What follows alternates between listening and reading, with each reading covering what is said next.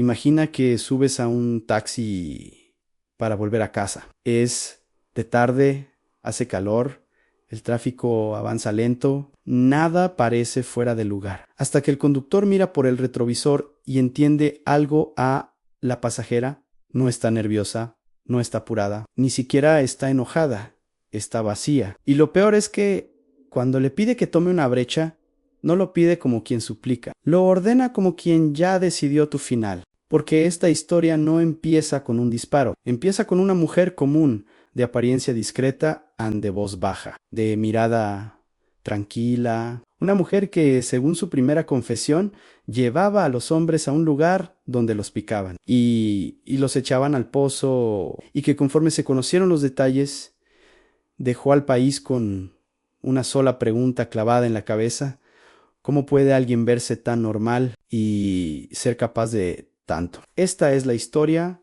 de Cristina Soledad Sánchez Esquivel, el caso que México conocería con un apodo que aún hoy provoca escalofríos: la matataxistas. Durante años, en México se repitió una idea peligrosa: que el monstruo siempre se nota, que el mal siempre grita, que la gente mala se ve a simple vista. Pero el caso de Cristina rompió esa comodidad, porque ella no parecía una criminal, parecía una vecina, una mamá y una trabajadora de obra, cansada, desaliñada por el sol y el polvo, una mujer que podía pasar frente a ti y tú no recordarías su rostro. Cristina nació en 1979 en Nuevo León. Los detalles de su infancia son escasos, pero la mayoría de versiones coinciden en dos cosas: carencias económicas y una vida emocional marcada por heridas tempranas. Algunas fuentes señalan que era retraída, poco sociable, casi invisible, pocos amigos a mucho tiempo en casa y, según ella misma diría después, un trauma que nunca denunció un abuso dentro del entorno familiar. No todo trauma crea un criminal, pero el dolor no tratado, cuando se mezcla con aislamiento y resentimiento, puede torcer la mirada. A los 16 años, Cristina ya era madre. Su primera hija nació cuando todavía era una adolescente. Luego vendrían más hijos, 6 en total. Y aquí las versiones vuelven a dividirse. Algunos la recuerdan como una madre amable, sonriente, de casa. Otros la describen como callada, distante, de expresión dura, como si estuviera en otra parte incluso cuando hablaba contigo. Esa contradicción no es rara. Hay personas capaces de vivir dos caras en una funcional, cotidiana, socialmente aceptable, y otra secreta, oscura, reservada solo para momentos de control absoluto. Para 2009, su vida sentimental se quebró. Su relación con su esposo estaba mal y Cristina lo dejó. Se fue con un hombre llamado Martín Tobar, de 39 años, a quien conoció trabajando en obras, en plomería y albañilería. La familia de Martín jamás entendió la relación. Él, según dicen, era atractivo, arreglado, cuidadoso con su imagen. Ella, por la naturaleza del trabajo, solía verse cansada, sucia de polvo, con el cabello recogido sin cuidado. Además, era celosa, cejada, y pasaba largas horas encerrada en la habitación. Para quien mira desde fuera, la historia podía parecer simple. Una mujer que dejó todo para estar con su amante, una vida nueva, una oportunidad distinta. Pero mientras ella intentaba construir esa normalidad, en la zona comenzó un patrón inquietante. Uno que al principio nadie quiso ver: taxistas desapareciendo. Uno tras otro, hombres que salían a trabajar como cualquier día y no regresaban. En uno de ellos fue Abel Mendoza Hernández, de 69 años, padre de 9 hijos. Había trabajado décadas en el municipio de García, ubicado a las afueras de Monterrey. Estaba pensionado y aún así seguía manejando como rutina, como costumbre. Trabajaba hasta las 2 o 3 de la tarde, luego volvían siempre, hasta que un día no volvió. La familia denunció la desaparición, y como suele ocurrir en demasiados casos, la respuesta inicial fue tibia, sin indicios, sin urgencia, sin prioridad, como si el tiempo no importara. Pero para una familia el tiempo siempre importa, así que los hijos de Abel salieron a buscarlo por su cuenta a Cerro. Monte en Cuevas a caballo y a pie, como si lo hubiera tragado la tierra. Y mientras ellos buscaban, el patrón seguía. Ese mismo día desapareció Gregorio Escamilla, taxista de 49 años, de una ciudad vecina. Poco después Martín Tobar, la pareja de Cristina, salió a trabajar y tampoco regresó. Su madre intentó convencerse de que estaba bien, de que quizás solo se había ido con ella, que no había motivo para alarmarse, pero pasaron 48 horas y luego más. Luego desapareció José Alfonso Quirós, luego Mar Pérez Velázquez, de 31 años, luego Lorenzo Alemán. Demasiados nombres, demasiados hogares en silencio, demasiadas sillas vacías. Los investigadores al menos notaron una coincidencia. Además del oficio, varios de ellos compartían ciertas características físicas, como contextura delgada. En ese momento no sabían por qué, pero esa coincidencia después tendría un significado escalofriante. La primera grieta real en el caso llegó a principios de junio de 2010. No por un cuerpo, no por una confesión, sino por un hombre que sobrevivió. Un taxista de alrededor de 60 años se acercó a la policía y contó lo que le pasó. Dijo que estaba fuera de la central de autobuses, poco antes de las 4 de la tarde, cuando una mujer lo detuvo. Traía un boleto en el rostro serio. El ceño fruncido le dijo que había perdido el autobús y preguntó cuánto cobraba. Nadao extra o hasta que subió. Se sentó atrás, del lado izquierdo, y durante el trayecto no habló en silencio. Un silencio que se volvió pesado. El calor era insoportable y la mujer, cada vez que veía una patrulla, se tensaba, como si no temiera a la policía en general, sino a que alguien la reconociera en ese instante. En algún momento comentó, sin contexto, que la esperaban familiares, y luego pidió lo que muchos taxistas han oído alguna vez, y lo que muchos aceptan por necesidad, que se saliera de la carretera y tomara una brecha, un camino rural. El taxista se negó. Dijo que no podían, que era peligroso. Entonces ella cambió el tono, pidió que se detuviera solo tantito para bajarse, como si fuera lo normal del mundo. Pero no era para bajarse. En el instante en que el vehículo redujo velocidad, la mujer atacó un arma blanca al cuello a la mano. Y mientras él intentaba entender qué estaba pasando, ella soltó una frase que se le quedó grabada: hasta aquí llegaste. El conductor sangraba, le ardía la garganta a la mano, no respondía, pero hizo lo único que podía hacer.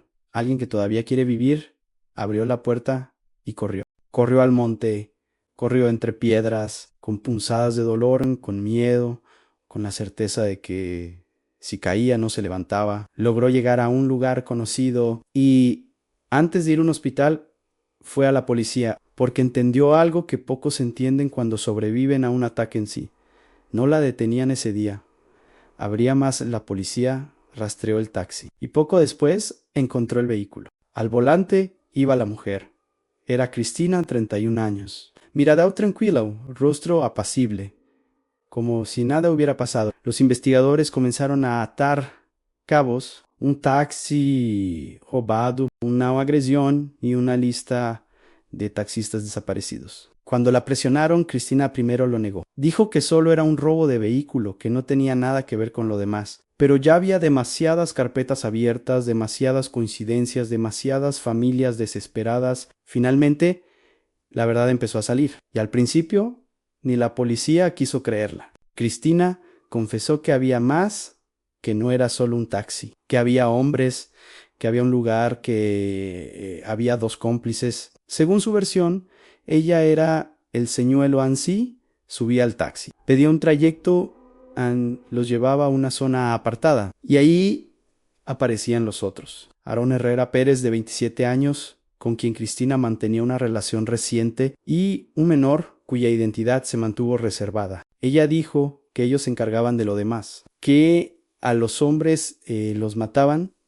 los desmembraban y los tiraban a un pozo, y los picaban y los echaban al pozo. La frase era tan brutal que parecía imposible. Pero entonces los investigadores hicieron la pregunta inevitable: ¿dónde? La respuesta llevó a un lugar casi inaccesible: un pozo de agua abandonado, en medio del cerro con un diámetro mínimo, apenas 45 centímetros, y una profundidad que parecía tragarse la luz. No era solo un sitio para ocultar cuerpos, era un sitio elegido para borrar evidencia, para borrar identidad, para borrar humanidad. Los peritos encontraron el pozo bloqueado con piedras, como si alguien hubiera querido sellarlo, como si hubieran querido que nadie mirara hacia abajo. Los familiares observaban cada maniobra con una mezcla de esperanza y terror, porque a veces encontrar es perder para siempre.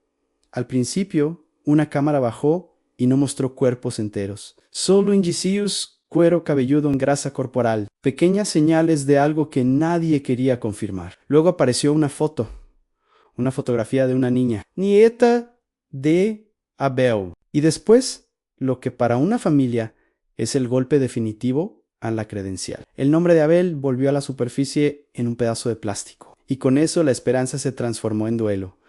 Los trabajos continuaron y comenzaron a sacar restos a uno. Luego otro y otro más. La noticia sacudió a Nuevo León y al país entero, no solo por el número de víctimas, sino por el nivel de frialdad, por la idea de que alguien podía traer a un hombre común, trabajándose la confianza, y llevarlo a un final así. En medio del caos mediático, Aarón fue detenido el 1 de junio en su lugar de trabajo, y cuando lo interrogaron, hizo lo que muchos hacen cuando el piso se rompe. Intentó salvarse culpando a la otra persona. Dijo que Cristina era la verdadera mente, que ella planeó todo, que ella dirigía, que ella tenía la furia, que ella marcaba el ritmo. Afirmó que él recibía apenas 300 pesos por ayudar y que Cristina vendía los taxis robados por alrededor de 20,000 pesos. Si eso era cierto, entonces el motivo no era solo dinero, era control, era castigo, era algo más profundo. Y fue ahí donde el caso dejó de ser un simple expediente criminal y se convirtió en un fenómeno psicológico. Peritos hablaron de aislamiento, frialdad afectiva, insensibilidad al dolor ajeno, ausencia de arrepentimiento y una tendencia inquietante en placer en el sufrimiento. También se habló de venganza, de una posible rabia dirigida hacia los hombres, como si cada víctima fuera en su mente un símbolo de algo anterior, algo que nunca sanó, algo que se pudrió por dentro.